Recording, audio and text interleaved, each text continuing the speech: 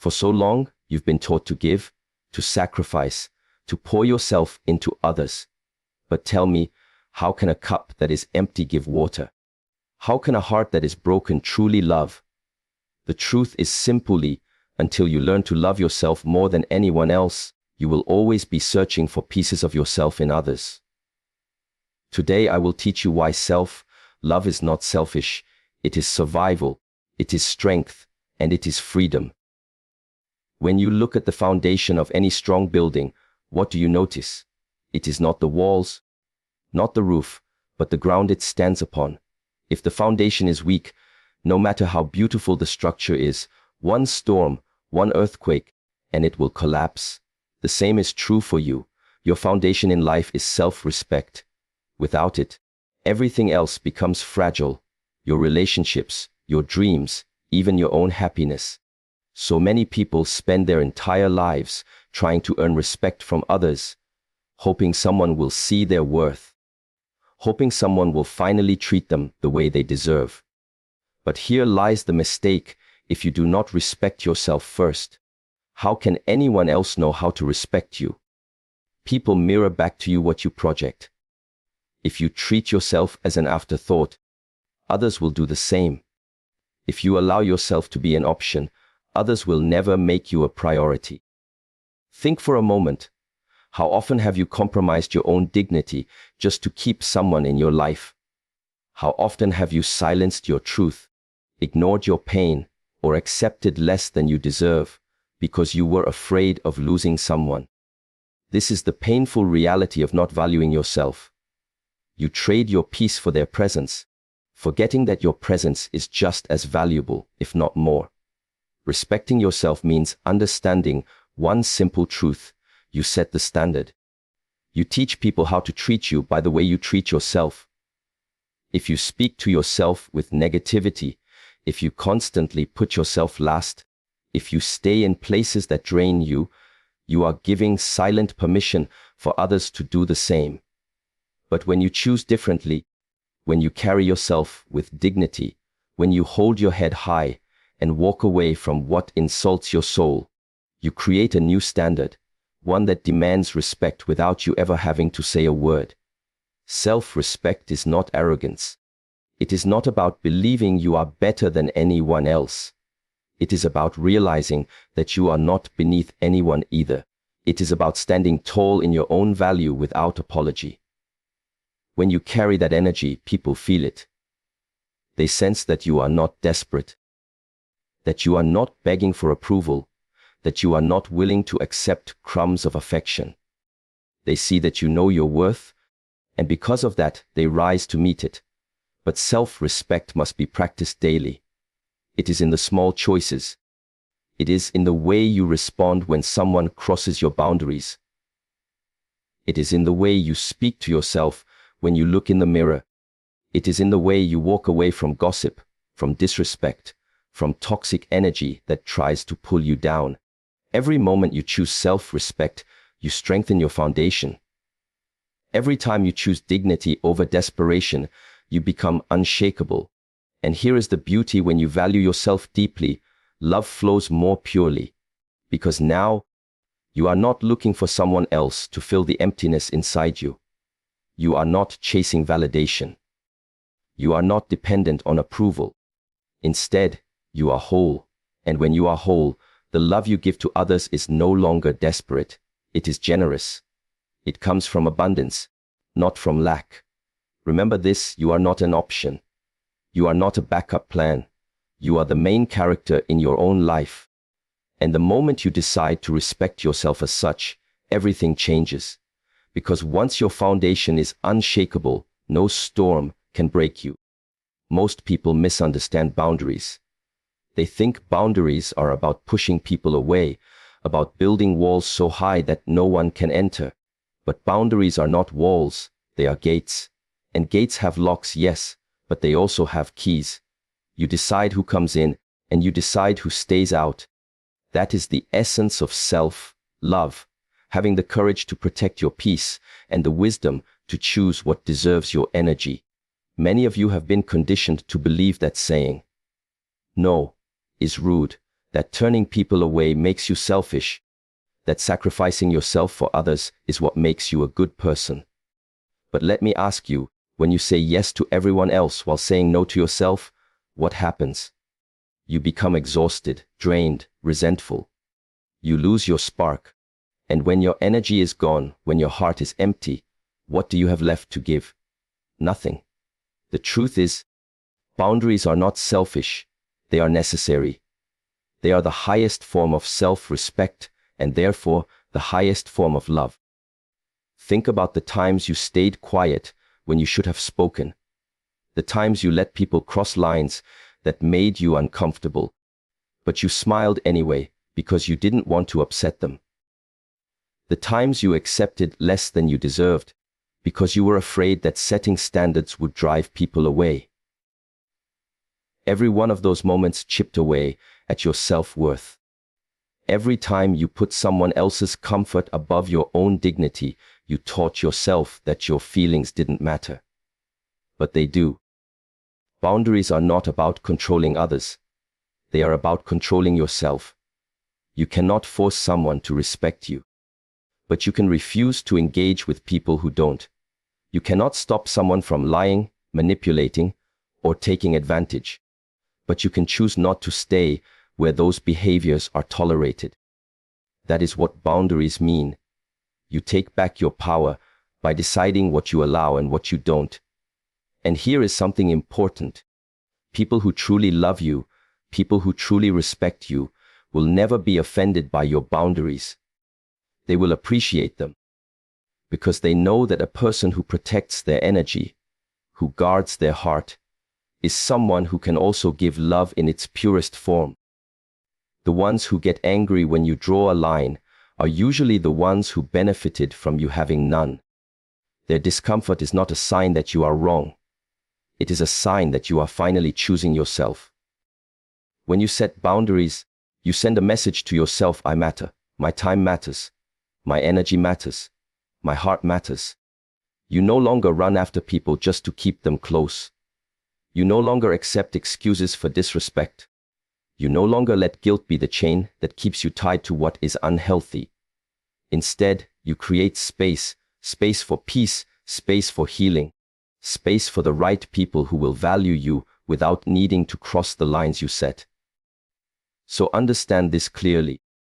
Every time you say no to something that insults your soul, you are saying yes to something greater.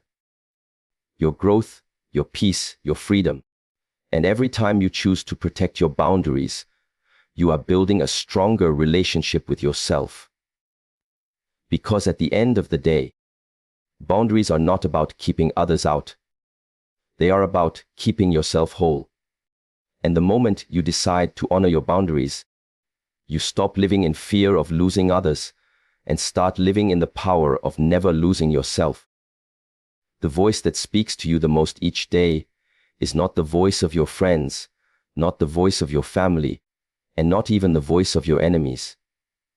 It is your own. From the moment you wake up to the moment you fall asleep, your inner voice is there, whispering, commenting, judging. And for many people, that voice is not a friend. It is a critic. It tells you that you are not good enough, not beautiful enough, not smart enough, not strong enough. It reminds you of your failures. It replays your mistakes. It compares you to others.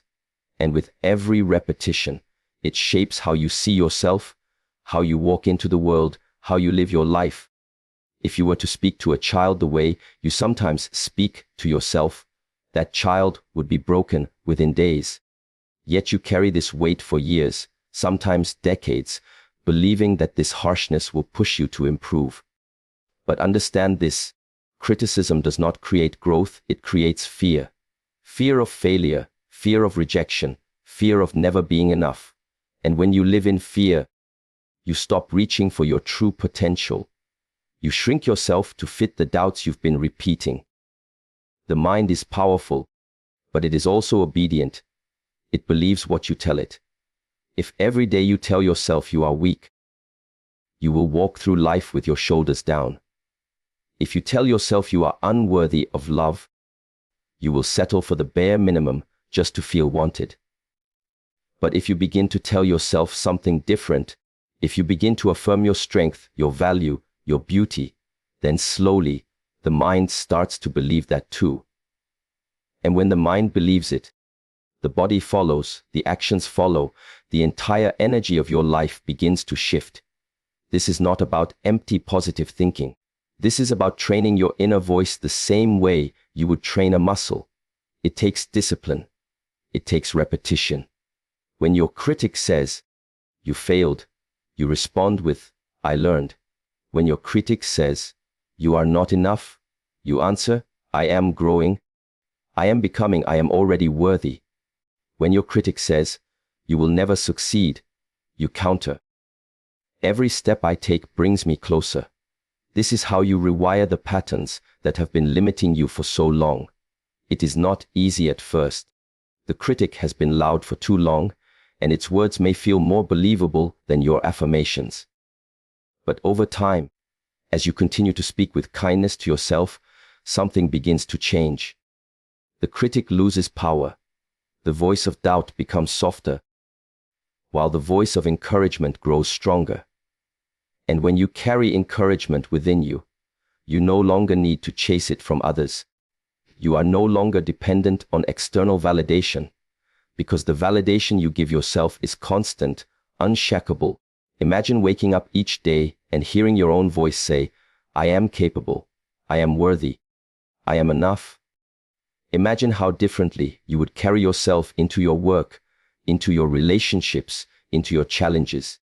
That confidence, that calmness, that quiet strength, it does not come from others telling you who you are. It comes from you telling yourself and believing it. So listen carefully to the voice within. Because if it is not your friend, it will be your enemy. And no enemy is more dangerous than the one living in your own mind. Train that voice to be your greatest ally. Speak to yourself the way you would to someone you love deeply. Because you do love yourself deeply, you must.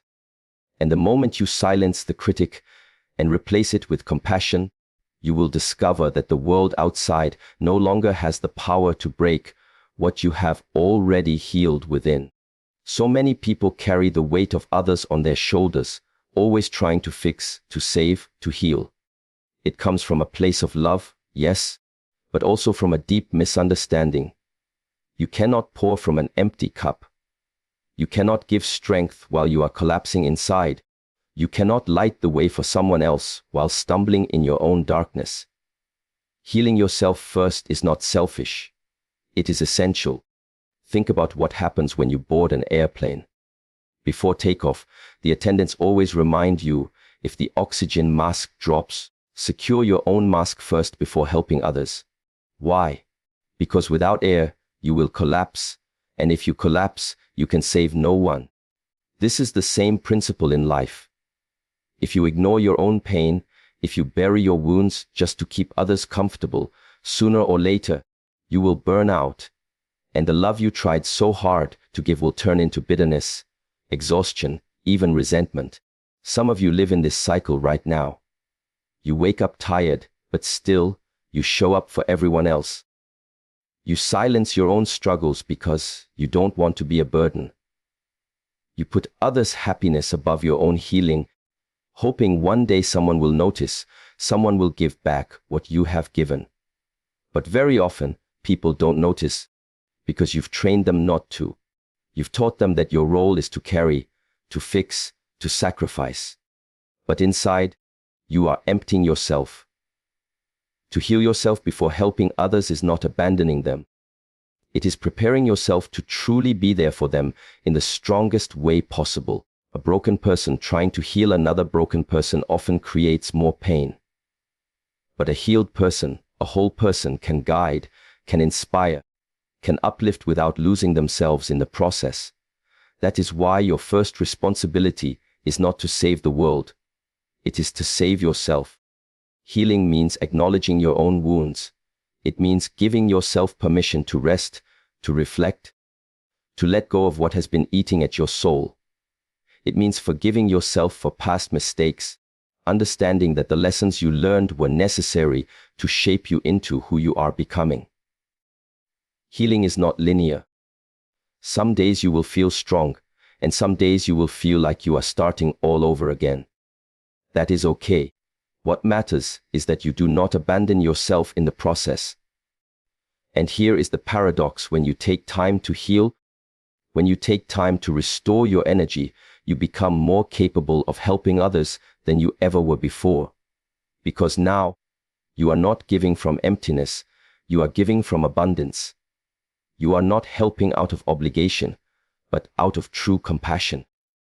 You are not dragging yourself to rescue someone else. You are standing firmly and reaching out a steady hand. But to reach this point, you must stop believing that your worth is measured by how much you sacrifice.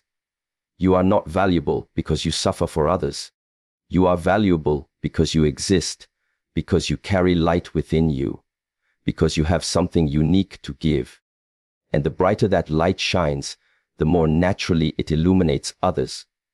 So remember this truth: before you try to heal anyone else, you must first heal yourself. Because the strongest gift you can give to others is not your sacrifice, but your wholeness. One of the greatest shifts in life happens the moment you stop waiting for others to make you feel complete and start enjoying your own presence.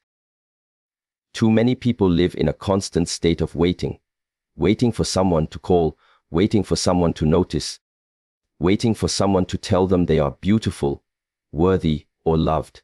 And in this waiting, they forget the most important truth. You already have the power to give yourself what you keep hoping to receive from others. Think about how often people run from themselves. Silence feels uncomfortable. Being alone feels heavy, so they distract themselves with noise, with endless scrolling, with relationships that don't truly serve them. But here is the secret. If you are afraid of being alone with yourself, it means you have not yet made peace with who you are. Because once you do, solitude becomes strength, not punishment. It becomes a gift. Celebrating your own presence is about realizing that your worth is not measured by who stands beside you. You are not valuable because someone chooses you. You are valuable because you exist, because you breathe, because you carry within you a spirit that no one else in this world can replicate. The day you embrace this truth is the day you stop begging for scraps of attention and start living in the fullness of your own being. Many people think they need someone else to complete them, but listen carefully. You were never half of anything. You are already whole. A relationship, a friendship, even family can add to your life, but they cannot define it. When you are comfortable in your own skin, when you can sit in silence and feel peace, when you can walk into a room alone and still feel powerful, that is when you know you have discovered freedom. And something beautiful happens when you reach that point. You stop settling. You no longer chase after people who don't see your value. You no longer accept disrespect just to avoid loneliness. You no longer shrink yourself just to keep someone by your side. Why? Because you know your own company is enough. You know you bring light to the spaces you enter. You know that if someone cannot appreciate you, it is not your loss, it is theirs. Celebrating your own presence does not mean isolating yourself from others. It means learning to enjoy life regardless of who is around. It means taking yourself on that walk, that dinner, that journey you've been waiting for someone else to join you on. It means looking in the mirror and smiling because you like the person you are becoming. It means realizing that your happiness is not delayed until someone else arrives. It is here, it is now, it is within you. And when you carry this energy, when you radiate this confidence, people feel it. You no longer attract out of desperation, but out of abundance. You no longer need people to fill an emptiness because you are already full. The connections you form from this place are healthier, stronger, more genuine, because they are a choice, not a need. You choose to share your wholeness with others, not to use them to patch your brokenness. So never fear being alone. Instead, learn to celebrate it. Because the moment you find joy in your own presence, no one's absence will ever have the power to control you again. True freedom begins the moment you realize that your happiness, your peace, and your sense of worth no longer depend on anyone else.